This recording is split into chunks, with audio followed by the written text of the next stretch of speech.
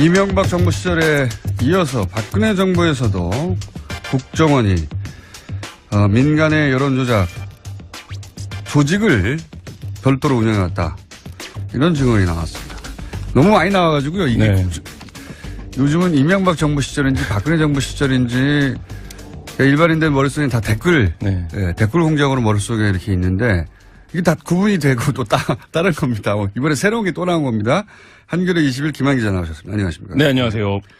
요약하면 이번에 발견된, 그러니까 발견이 됐다고 할 수 없죠. 이거는 추적에 의해서 폭로된 플랫폼입니까? 뭡니까? 정확하게 말하면 이게 기존의 뭡니까? 이명박 정부 시절의 댓글 여론 공작이 이미 생산된 기사나 포털에 유통되는 기사에 댓글을 달거나 그걸 그렇죠. 이제 유통시키는 방식으로 해서 영향력을 공작을 하려고 했던 것이라면 특정 기사에 대해서 정부에 유리한 댓글이 달리도록 하는. 네, 그렇죠. 근데 저희가 이제 이번에 밝혀낸 언론닷컴의 경우에는 직접 콘텐츠를 생산하는 단계로 온 겁니다. 그래서 그렇군요. 국정원이 보수 논객들이 생산한 콘텐츠를 아카이빙하는 형태로 한 곳에 모으고 일부 기사를 거기서 이제 새로 쓰기도 하고 이 기사가 SNS를 통해서 유통되도록. 그러니까 본인들이 원하는 기사를 언론을 통해서 만들어내기도 했다는 보도가 계속 이어지고 네. 있는데 그걸로 부족해서 자기들이 아예 기사를 만드는 플랫폼을 만들고 그걸 네. 또 모아놓는 창고. 그렇죠. 그러니까 기존에 썼던 기사들 포함해서 보수 관련된, 그러니까 자기네가 정권에 유리한 관련된 기사나 칼럼 주장들을 한 군데 모아놓고 이걸 거기서 뽑아가지고 이제 그렇죠. 링크를 걸어서 네. 이제 댓글 작업을 한 단계 더 이제 업그레이드한 거네요. 이제 미디어 환경의 진화에 발맞춰서 국정원도 발전했다. 뭐 이렇게. 근데 그게 이제 언론닷컴입니까? 네, 이름이 언론닷컴인데요. 국정원 민간 여론 조작 조직 알파팀을 이끌었던 김성욱 한국자유연합 대표가 2012년 대선을 3개월 정도 앞둔 9월부터 운영을 시작했고요. 국정원의 지시로 언론닷컴을 만들어서 박근혜 최순실 게이트가 터지기 직전인 2016년 6월까지 운영을 했습니다. 그렇군요. 근데 이게 이제 국정원이 소위 이제 보수 논객들이 자발적으로 만들어낸 어떤 사이트나 아카이빙 그 자료들을 모아놓는 그런 플랫폼일 수도 있다. 네. 당연히 그렇게 생각하는 게 일반적인 상식인데 그게 아니라 이게 국정원 프로젝트였다. 네. 라는 게 어떻게 밝혀졌죠? 알파팀의 한 멤버에게 김성욱 씨가 합류를 제안을 합니다. 이 사이트를 만들었는데 김성욱 씨는 이 언론닷컴을 만든 분. 예. 홍보 담당자로 좀 합류를 해라. 근데 네. 저희가 이제 오랫동안 취재를 해온 결과 이제 그 알파팀 멤버 중에 그분이 제일 인터넷에 밝은 분이에요. 그러니까 사이트 구축이라든지 여러 가지 것들 알파팀 내에서도 제일 알파팀도 설명해 주셔야죠, 짧게. 네.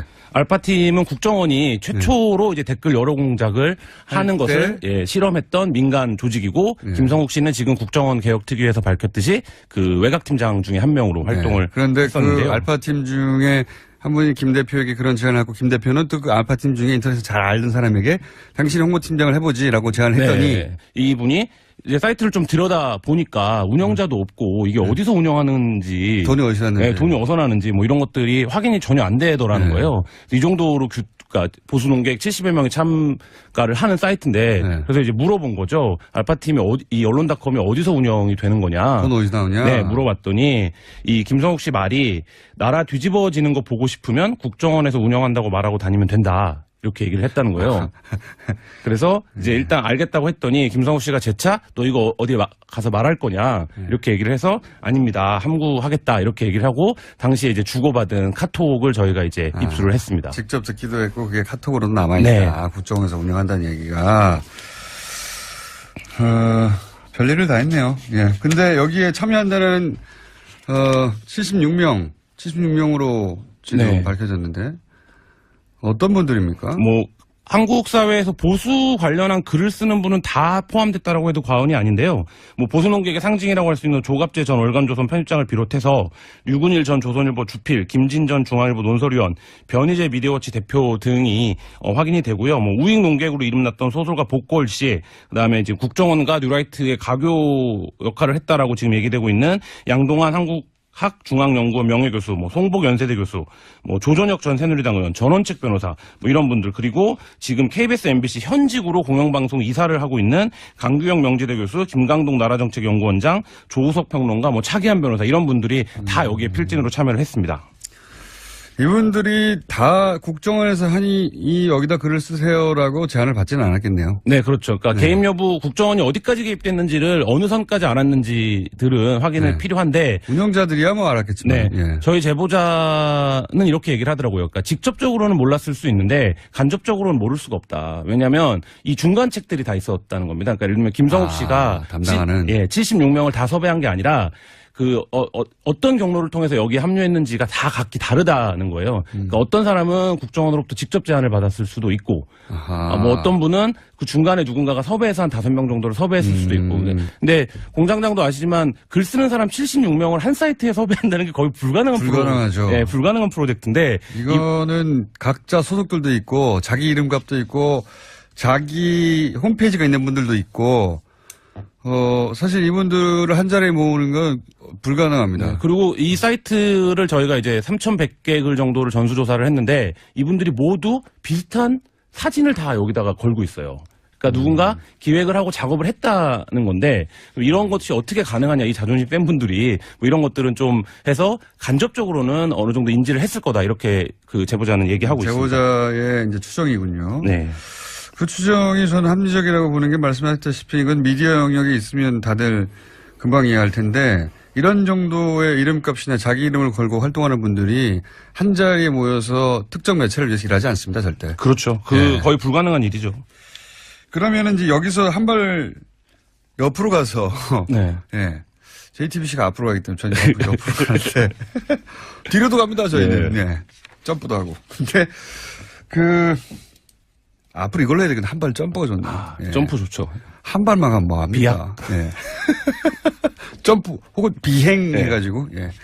한 발 비행해서 두 발 다 떼고 비행해가지고 이게 확인되면 좋겠어요. 어떤 사항이 떴잖아요. 예. 근데 이게 목적성을 가지고 만든 사이트고 목적성을 어느 정도 동의하고 모인 분들이면 그리고 국정원이 직접 개입했으면 국정원이 이슈가 발생했을 때는 자기들이 원하는 방향으로 여론을 끌고 가기 위해서 네. 댓글도 달고 하잖아요. 예. 특정 사건이 있을 때 이 사이트에서 특정 주장의 글들만 쫙 나왔느냐. 네. 이게 중요합니다. 네, 그래서 저희가 이 남아있는 글 3,100개에 대한 전수조사를 했는데요. 네. 이 글이 증폭하는 시기가 딱 3번 있습니다. 3번. 이 기간 중에 언제냐면 대선 직전.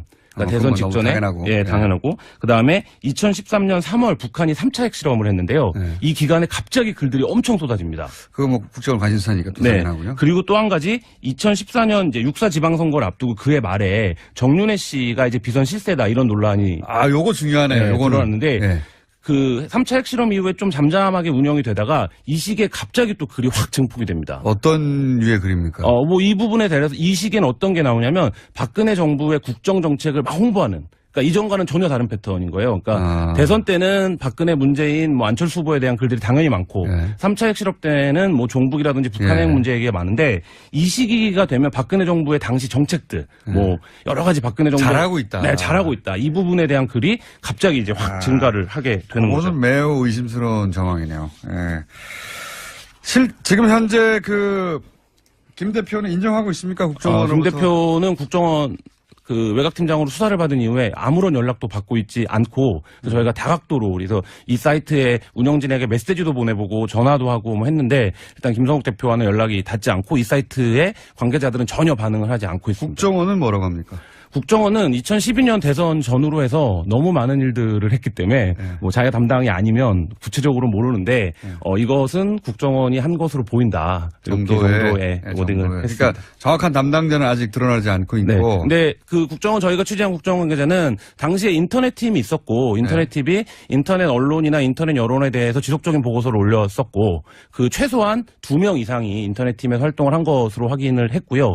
그리고 재밌었던 게 이 인터넷 팀의 변희재를 전담하는, 그러니까 변희재 씨를 전담하는 담당관이 있었다는 겁니다. 그래서 변희재 씨가 쓰는 글이라든지 활동 같은 것들을 적극적으로 이제 지원하는 역할을 하는, 그러니까 저희가 이제 기자들은 아이오라고 부르는데 그 아이오가 있었다 이런 얘기까지 들었습니다. 그만큼 자주 활용했다는 얘기네요. 그렇죠. 담당관이 있었다는. 네. 저는 감시관이 있었던 걸로 알고 있는데. 감시도 하고 사찰도 하고 담당도 하고. 네. 저는 그 숫자는 제가 이기네요. 저는 5명이 있었다는 걸 알고 있습니다. 네. 네, 정확한 조직. 그 팀이 그 팀일 수도 있습니다. 이쪽은 감시하고 저쪽은 지원하고. 5명이 있었다고 저는 전에 들었는데, 뭐, 저는 사실관계는 확인을 안 해봤고, 그 얘기하니 갑자기 생각나네요. 정봉주 의원이 이제 BBK 네. 건으로, 예, 서울구치소에 수감이 됐어요. 그래서 좀 다들 면회를 갔는데, 저하고 조진우 기자만 안 되는 겁니다. 모두 다 되는데. 면회가. 자체가. 모두 다 되는데 이 두 사람만 안 되는 거예요. 그래서 저희가 이제 당시 서울구치소장한테 항의를 했어요. 왜 안 되냐고 그랬더니 구치소장이 이렇게 얘기했습니다. 교화에 방해가 된다. 법리적으로는 말이 안 되지만, 무슨 말이지. 나중에 굉장히 재밌는 일화가 있는데, 예. 듣고 보니까 막 설득되려고 그러는 거예요, 저희가. 교화에 방해가 되긴 되지. 애초 교화가 안 될 뿐이긴 한데. 이 언론닷컴 같은 경우에는 국정원의 여론 공작이 진화했다라는 거를 좀 보여주는 단서인데요. 그러니까 이전 이 미디어 환경 변화에 발맞춰서 직접 보수 콘텐츠를 생산하고 그리고 국정원의 공작 목표도 좀 많이 달라졌다. 그리고 실제 그게 지금까지 아까 그 처음에 말씀하셨듯이 이명박 정부 시절의 일들이 드러나고 있는데 이거는 박근혜 정부에 있었던 일이고 오히려 진화하고 업그레이드였다. 그렇죠. 이렇게 이제 얘기해 볼 수 있겠고 그 구체적 사례가 처음 나왔다고 볼 수 있겠습니다. 네. 그래서 국정원 개혁위원회도 지금 이명박 정부 때 거는 여러 가지를 내놓고 있는데 박근혜 정부 때 거는 거의 안 내놓고 있는 상황인데 아직 거기까지 못 가는 것 같아요. 지금. 네. 그래서 박근혜 정부 때 국정원이 어떤 일을 했는지에 대한 좀 진상 규명과 수사가 필요하다. 그리고 여론 공작이 있었다. 이런 것들이 저희가 보도. 알겠습니다. 그런 보도가 시작되었다. 박근혜 정부 시절엔 더욱 업그레이드된 여론 공작의 사례로 첫 번째 등장한 게 국정원이 직접 보수 농객들을 다 모아가지고 사이트를 운영했다. 언론닷컴 아직도 검색하면 나옵니다. 지금은 폐쇄됐죠. 네, 블로그들이 나와요. 서브 블로그들이. 알겠습니다. 지금까지 한겨레21 김한 기자였습니다. 감사합니다. 네, 감사합니다.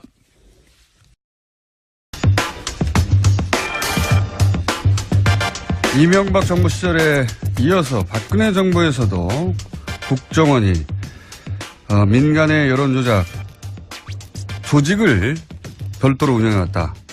이런 증언이 나왔습니다. 너무 많이 나와가지고요. 이게 요즘은 이명박 정부 시절인지 박근혜 정부 시절인지 일반인들 머릿속에 다 댓글 공작으로 머릿속에 이렇게 있는데 이게 다 구분이 되고 또 다른 겁니다. 이번에 새로운 게 또 나온 겁니다. 한겨레 21 김한 기자 나오셨습니다. 안녕하십니까? 네, 안녕하세요.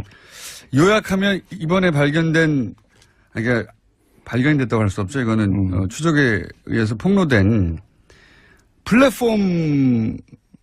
뭘 만드는 플랫폼을 만들고 그걸 또 모아놓는 창고. 그렇죠. 그러니까 기존에 썼던 기사들 포함해서 보수 관련된, 그러니까 자기네가 유리한 정권에 유리한 관련된 기사나 칼럼 주장들을 한 군데 모아놓고 이걸 거기서 뽑아가지고 이제 그렇죠. 링크를 걸어서 이제 댓글 작업을 한 단계 더 이제 업그레이드한 거네요. 이제 미디어 환경의 진화에 발맞춰서 국정원도 발전했다. 뭐 이렇게.